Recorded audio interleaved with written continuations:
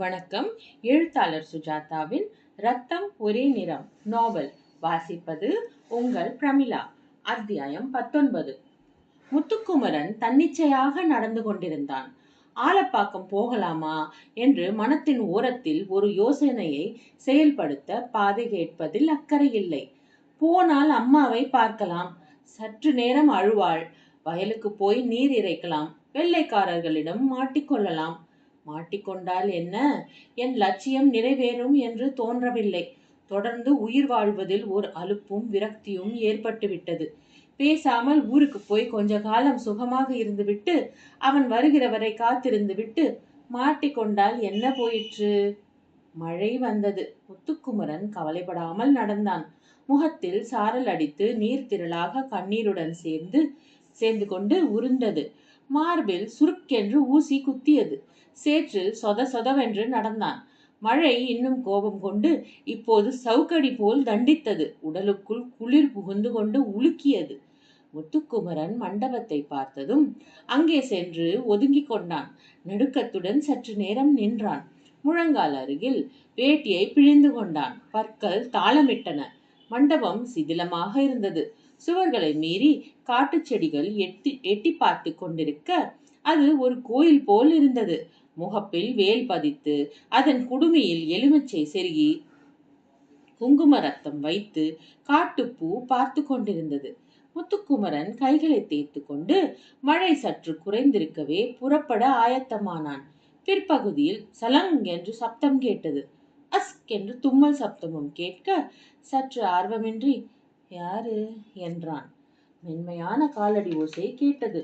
ஓசை சலங்கை அணிந்திருந்தது. சிவகாமி, நீ எங்க இங்க எதுக்கு வந்த? உங்க பின்னாடிதான். சிவகாமி சொட்ட சொட்ட நனைந்து நடுங்கி கொண்டிருந்தாள். கல்யாண நிமித்தம் போட்டிருந்த அத்தனை நகைகளும் நனைந்திருந்தன. சிவப்பில் சட்டை நனைந்து அவள் சின்ன மார்பகங்களில் வட்டங்கள் தெரிந்தன.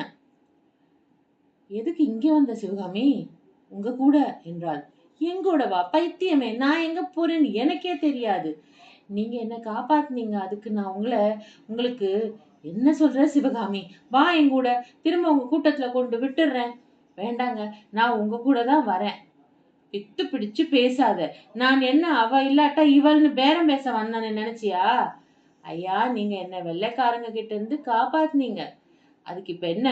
மாட்டிக்கிட்டது என்னாலதான்னு காப்பாத்தினேன். அதுக்கு நான் உங்களுக்கு ஏதாவது செய்ய வேண்டாங்களா? வேண்டாம், எனக்கு இப்போதைக்கு ஒன்னும் தேவையில்லை. இப்ப நீங்க எங்க போறீங்க? எங்கேயோ, அதை பத்தி உனக்கு என்ன? வா, இருட்டுறதுக்குள்ள திரும்பி போயிடலாம். உங்களுக்கு ஒரு இடம் காட்டிட்டு போயிருவேன். என்ன இடம்? பைராகி. யாரு பைராகி? எங்களுக்கு எல்லா பயிற்சிகளும் தந்தவர். இங்க இருந்து வடக்கால போனா மலைக்கு அந்த பக்கம் இருக்காரு. அவருக்கு எல்லாம் தெரியும். முத்துக்குமரன் சிரித்து, நானே போய் பார்த்துக்கிறேன் அவரை, நீ போ என்றான். உங்களால கண்டுபிடிக்க முடியாது. பரவாயில்ல, சின்ன பொண்ணு நீ, இப்படி எல்லாம் தனியா வரக்கூடாது, போ, நான் பாத்துக்கிறேன். அந்த பைராகி வெள்ளைக்காரனை எப்படி கொல்றதுன்னு சொல்லி தருவார். என்னது?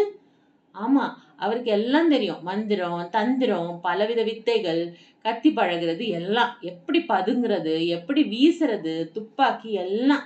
இப்போது சிவகாமி சற்று குறும்புடன் அவனை பார்த்து சிரித்து, நான் போயிட்டு வரட்டுமா என்றாள்.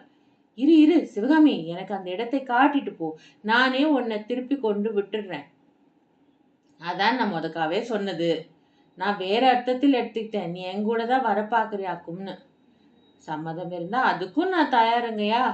என் கூட நீ வர முடியாது, கூடாது. அந்த இடத்தை காட்டிட்டு அப்புறம் நீ உங்க கூட்டத்துக்கு திரும்பி போயிடணும். என்ன? அப்பதான் நான் உங்க கூட வருவேன். சரி என்று தன் சட்டையை காற்றில் ஆற்றி கொண்டு தலையை சிலுப்பி கொண்டு வாங்க என்றாள். மழை நின்று போய் பறவைகள் மறுபடி பாடலாமா என்று குரலை தீட்டிக் கொண்டிருந்தன. சூரியன் எங்கிருக்கிறான் என்று தெரியவில்லை. மேகங்களுக்குள் இன்னும் கோபம் பாக்கி இருந்தது. சிவகாமி வேகமாக நடந்தாள். அந்த ஆளை உனக்கு எப்படி தெரியும்? எங்க கூட்டத்துக்கு கத்து கொடுக்கிறவரு அவர் தானுங்களே. உடம்புக்குள்ற ஒரு வேர் வச்சிருக்காரு. ஒத்த கையால இதா பெரிய சங்கிலி எல்லாம் வெட்டி போடுவாரு. இரு, ஓடாத. எதுக்கு ஓடுற? ஒரு வேலைக்கு அப்புறம் அவரை பார்க்க முடியாதுங்க. அந்த ஈரப்பெண் தன் முன்னால் ஓடும்போது அவள் எளிய நகைகள் அங்கங்களுடன் குலுங்குவதை பார்த்தான். அறியாத இந்த பெண்ணிடம் இருக்கும் நன்றி உணர்ச்சி அவனை வியப்பில் ஆழ்த்தியது. ஒற்றை அடி பாதையில் விலகினாள். பார்த்து வாங்க, பாம்பு இருக்கும். சத்தம் கேட்டா கிட்ட வராது. இருந்தாலும் பச்சை பாம்பு கண்ணுக்கு தெரியாது, எம்பி கொத்திரும் என்று முட்புதர்களின் ஊடே ஓடினாள். எதிரே குன்று தெரிந்தது. அதன் சிகரத்தை தாழ்வான மேகங்கள் மறைத்திருந்தன. மலைக்கு மேல போகணுமா? இல்ல இல்ல, மலைக்கு அந்த பக்கத்தில் இருக்கு குகை. லேஸ்ல கண்ணுக்கு தெரியாது. ஒரு முறை இருமுறை போனவங்களே கண்டுபிடிக்க தடுமாறுவாங்க.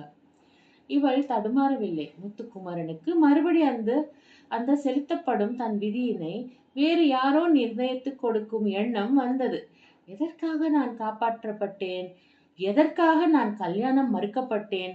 எதற்காக நான் இந்த மலைச்சரிவில் இவள் பின் ஓடுகிறேன்? எல்லாமே எனக்கு தன்னிச்சையாகவா நான் நிகழ்கின்றன?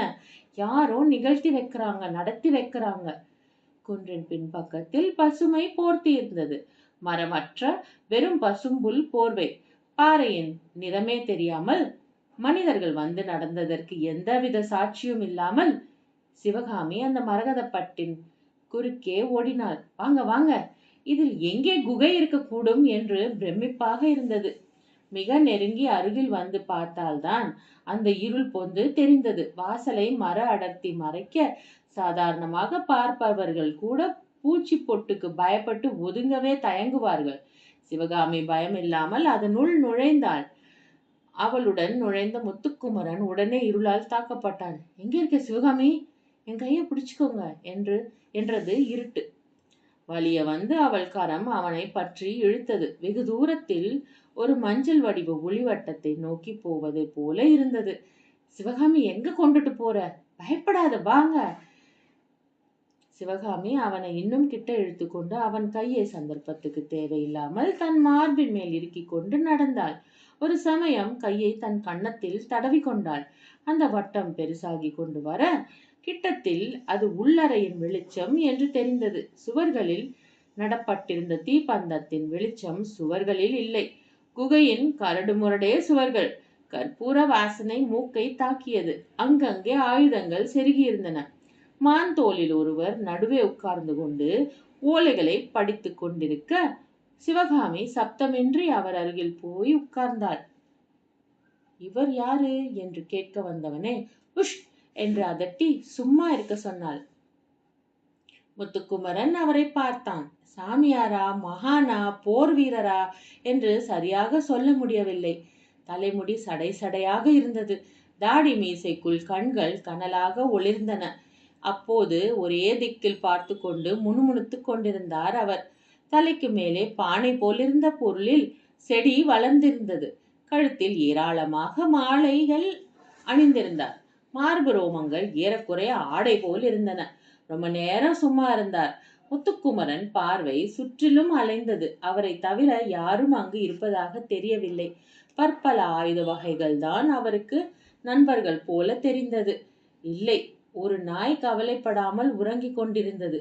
அதன் நெற்றியில் குங்குமமிட்டு கழுத்தில் மாலை போட்டிருந்தது. சிவகாமி, சௌக்கியமா இருக்கியா? இருக்கேன் ஐயா.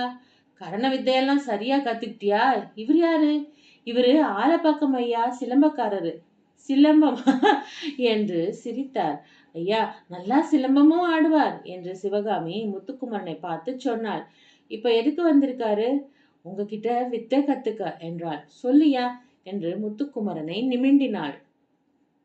ஐயா, எங்க அப்பனை ஒரு வெள்ளைக்காரன் கொன்று போட்டாங்க. அவனை பழிதி இருக்கணும்.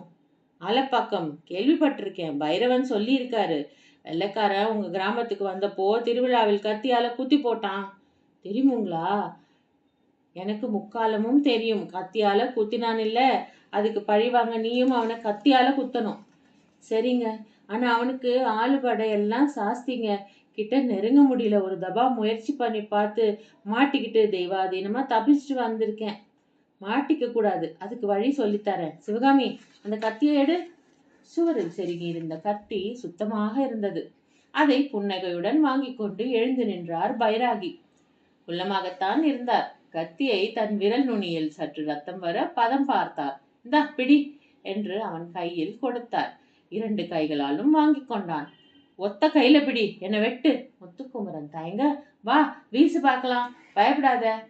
முத்துக்குமரன் கத்தியை அரைமனதாக வீச அவர் திடீரென்று குனிந்து காலால் அவன் மணிக்கட்டில் எட்டி உதைக்க அது சிதறி விழுந்தது. முதல்ல கத்திய பிடிக்கிறது எப்படின்னு பழகிக்க. கத்தி ஒரு பொம்பளைய போல அழுத்தவும் கூடாது, விடவும் கூடாது. இத பாரு என்று தன் கையில் இருந்த கத்தியை நேராக பிடித்தார். அது அந்தரத்தில் படித்திருப்பது போல தோற்றமளித்தது. சுல் என்று எதிரே இருந்த தீப்பந்தத்தை ஒரே வீச்சில் அணைத்தார். புகை பரவ, ஒரு வெட்டு போதும், சகலமும் அடங்கி போயிடணும் என்றார். முத்துக்குமரன் ஆச்சரியத்துடன், ஐயா நான் இங்கே இருக்கேன்யா, இங்கே இருந்து எல்லாம் கத்துக்கிறேன்யா, நீங்க சொல்றதெல்லாம் செய்யறேன், உங்களுக்கு சேவகம் பண்றேன், துணி துவைச்சு போடுறேன், கால் பிடிச்சி விடுறேன், எல்லாம் சரிதான். அந்த வெள்ளைக்காரனை எப்படி சந்திப்ப, அதுக்கு வழி வச்சிருக்கியா? அதான் எனக்கு தெரியாதுங்க, அதுக்கும் ஒரு வழி சொல்றேன், உட்காரு என்றார். இத்துடன் 19வது அத்தியாயம் நிறைவடைகிறது. நாளை 20வது அத்தியாயத்தில் சந்திப்போம். வணக்கம்.